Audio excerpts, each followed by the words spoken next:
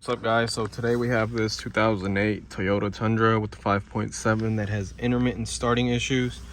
So you go to turn the key and it takes like 3 to 5 seconds. You gotta hold it, and this is not all the time, just every now and then. The customer states that usually it's after it's been sitting for a bit, like let's say the next day or something like that. Let's see if it gives me that issue.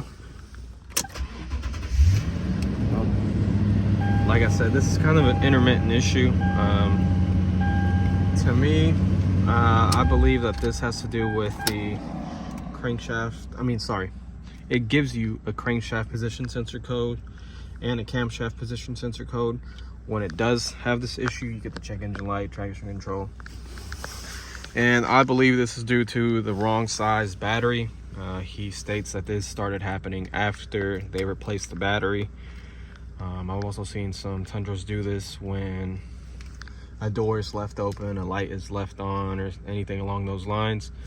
Like I said, once it starts, it's perfect. No issues whatsoever. And something that I did notice is this truck, they replaced it with a 650 cold cranking amp battery. These Tundras usually take 750, and right now that it's cold over here in Louisville, Kentucky, that can drop a little more, the voltage overnight. So let's just give one more try to see if it does it. There you go. It actually did it to me right there. Perfect. So you have that issue, and like I said, all you gotta do is, well, in this case, it's not doing anything at all. Perfect.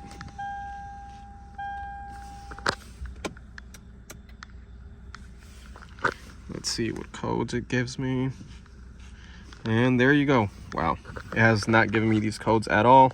As soon as I started recording this video, it started giving me these, so that's perfect for the video.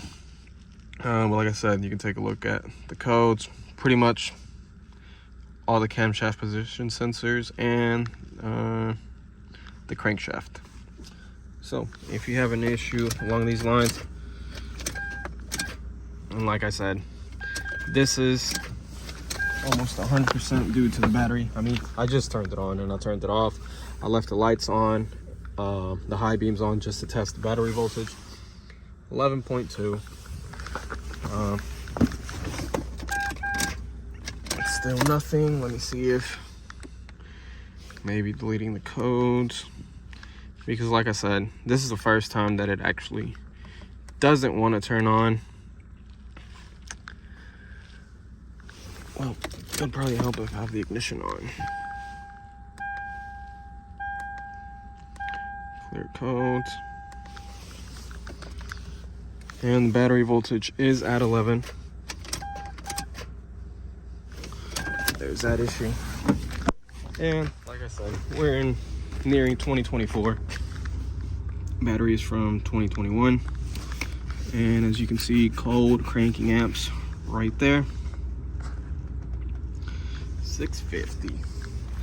So what we are going to do is replace this battery with the right size battery. I looked everywhere for see if anybody had an issue like this, so that's why I'm making this video. If you're having a problem like this, last thing you want to do on these Tundras is replace the starter. It is super difficult to get to. So we will jump this battery. Give me a second. Now that we got the battery jumper plugged in, 13.2 volts. And probably need the keys for this. Nothing.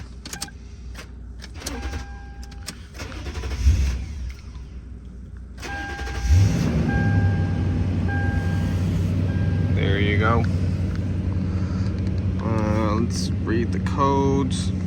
Current codes. Crankshaft position sensor.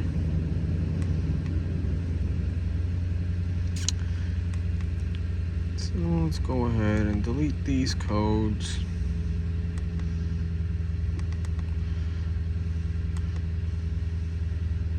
Now we have 0.